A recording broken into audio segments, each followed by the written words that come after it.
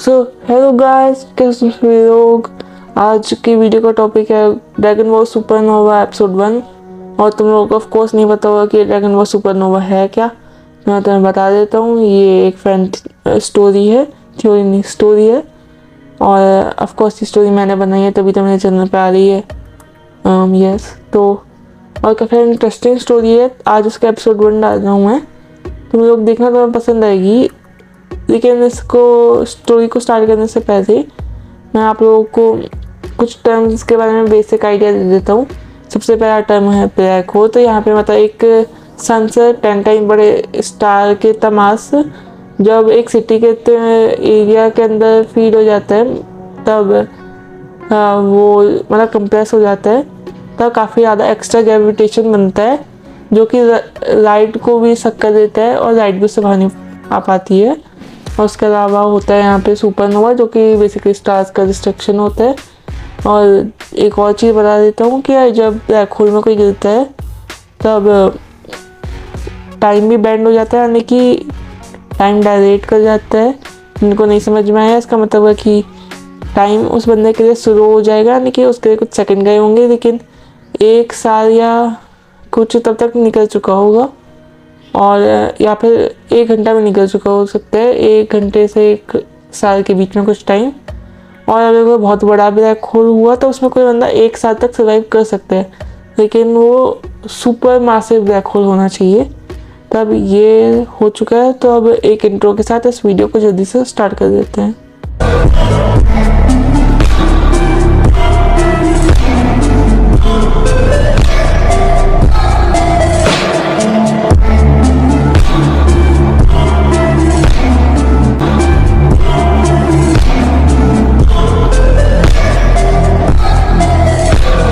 तो गाइस, कहानी स्टार्ट होती है गोकू और विश से, जो कि ट्रैवल कर रहे थे किसी प्लेनेट की तरफ। क्यों ट्रैवल कर रहे थे वो आपको आगे पता चल सकता है, लेकिन चल नहीं पाएगा क्योंकि गोकू बेसिकली वहाँ से नीचे गिर जाता है। विश के साथ तो चल रहा था कि वो नीचे गिर जाता है, और क्योंकि तुम लोग जानती हो कि अगर गोकू नीचे गिर गया तो कहीं पे भी जा सकता है। और गोकू के नीचे गिरने के बाद वो बेसिकली जहाँ पे गिरता है, मतलब जहाँ पे जाता है, वो एक ब्लैक होल होता है और वो ब्लैक होल के अंदर खींचा चला जाता है। और ये एक सुपर मैसिव ब्लैक होल होता है। और मैंने तुम्हें स्टार्टिंग में बताया था कि एक सुपर मैसिव ब्लैक होल जो होता है उसके अंदर कोई चला जाए तब वो 1 साल तक जिंदा रह सकता है, लेकिन उस 1 साल में बहुत सारे साल मतलब पास हो चुके होंगे रियल वर्ल्ड में, लेकिन उस इंसान के लिए बस 1 साल पास हुआ होगा। तो वैसा ही होता है। लेकिन यहाँ पे गोकू का एक एक्सपीरियंस होता है जो वो बहुत बुरा होता है। जब वो उसके अंदर गिर रहा होता है तब उसे काफ़ी अजीब सा लग रहा होता है। वो वहाँ से बाहर निकलने की कोशिश कर रहा होता है कि वो बाहर नहीं निकल पा रहा होता है। जब वो उसके अंदर थोड़ा सा और खींचता है तब उसे अपनी वार्प्ड इमेजेस दिखने लगती है, वो भी इनफाइनाइट वार्प्ड इमेजेस। उसका विजन ऑलमोस्ट मतलब अजीब सा हो जाता है, उसे कुछ समझ में नहीं आता है और हर जगह मतलब काफ़ी अजीब सा लग रहा होता है। और फिर गोकू अंदर खींचता जाता है और उसके बाद जो है गोकू एक पॉइंट पर जाता है जहाँ से उसे पूरा यूनिवर्स तेज़ी से चलता हुआ दिखता है और वार्प्ड ही होता है वो इमेज भी। और यहाँ पे मतलब गोकू को बहुत ज़्यादा भूख और प्यास भी लगने लग जाती है कुछ टाइम बाद। और ऐसे ही मतलब गोकू भूखा प्यासा वहाँ पे उस ब्लैक होल के अंदर खिंचता जाता है। तब गोकू को यहाँ पे 1 महीने बीत चुके होते हैं और गोकू अपने आप से कहता है कि मैं ये कहाँ पे आ गया हूँ और ये क्या हो रहा है मेरे साथ। इतना सब कुछ करने के बाद गोकू और तेज़ी से खींचने लग जाता है। और अब करीब 6 महीने हो चुके होते हैं। गोकू भूख के मारे तड़प रहा होता है और गोकू को बहुत ज़्यादा अजीब सा भी लग रहा होता है। और क्योंकि गोकू सेन है इसलिए वो यहाँ पे अभी तक ज़िंदा है, नहीं तो बिना खाने पानी के यहाँ पे कोई भी ज़िंदा नहीं रह सकता है इतने टाइम तक। और वैसे भी मतलब वो उसके अंदर खिंचता जा रहा है, वो खाना पानी होगा भी तब भी खाएगा पिएगा कैसे।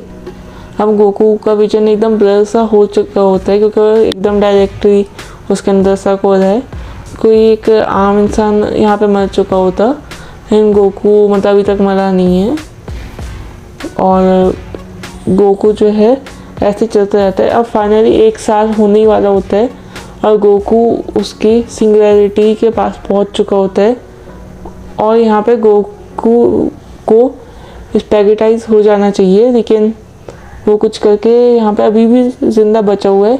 लेकिन यहाँ पे एक बहुत ज़्यादा फोर्स आता है गोकू के ऊपर, वो स्पैगेटाइज हो सकता था। लेकिन यहाँ पे एक चीज़ होती है जो कि बिल्कुल अनएक्सपेक्टेड होती है, गोकू ब्लैक होल को एब्जॉर्ब कर देता है कुछ करके। कैसे वो तो किसी को नहीं पता, बट वो इसे एब्जॉर्ब कर देता है।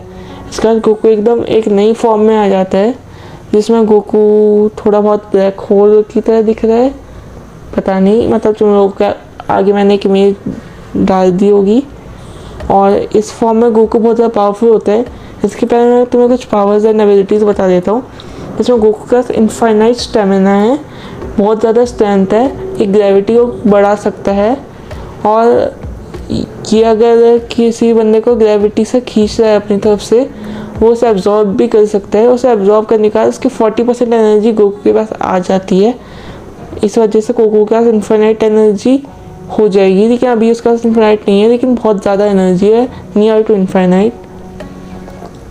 इतनी कि वो मोस्ट प्रोबेबली कभी रन ऑफ नहीं होगी, एक्सेप्ट अगर गोकू एक साथ तक लगातार लड़ता रहे किसी से, वरना ये एनर्जी कभी भी ख़त्म नहीं हो सकती है। इतनी एनर्जी है, अगर गोकू किसी को एब्जॉर्ब कर दे तो उसकी 40% एनर्जी उसके पास आ जाएगी।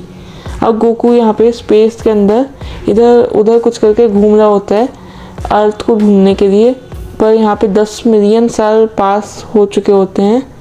और क्योंकि मतलब उसके लिए 1 साल है, बट असलियत में 10 मिलियन साल पास हो चुके हैं। और अब गोकू कुछ करके किसी एक सन के पास पहुंच जाता है कि वो हमारा सोलर सिस्टम नहीं होता है। उस सोलर सिस्टम में एक प्लैनेट होता है, जिस प्लैनेट में बहुत बड़े बड़े क्रीचर्स होते हैं। यहाँ पे गोकू जाता है, लेकिन वो जैसे यहाँ पे जाता है प्लैनेट पूरा टूट जाता है। तब गोकू को समझ में आता है कि उसके ग्रेविटेशन है अभी बहुत ज़्यादा, और अगर वो कहीं पे आएगा तब वो पूरी जगह तबाह हो जाएगी। इस वजह से गोकू जो है वो अपनी पावर को ट्रेन करने के लिए कुछ ट्रेनिंग करता है, और अब वो जो गोकू है वो काफ़ी ज़्यादा अच्छे से 1 साल बाद इस नई पावर को अनलॉक कर पाता है अपनी मर्ज़ी से। मतलब कि वो कब ग्रेविटेशन बढ़ाए, कब नॉर्मल करे अपना, लेकिन वो इस फॉर्म से बाहर नहीं आ पाता है। अब गोकू जो है कुछ करके एक एंजल से मिलता है उस टाइम का, जो कि विसी होता है। अब गोकू को पता चलता है कि 10 मिलियन साल पास हो चुके हैं जब वो ब्लैक होल में था, और उसके बाद क्या क्या हुआ वो सब विस उसे समझाता है।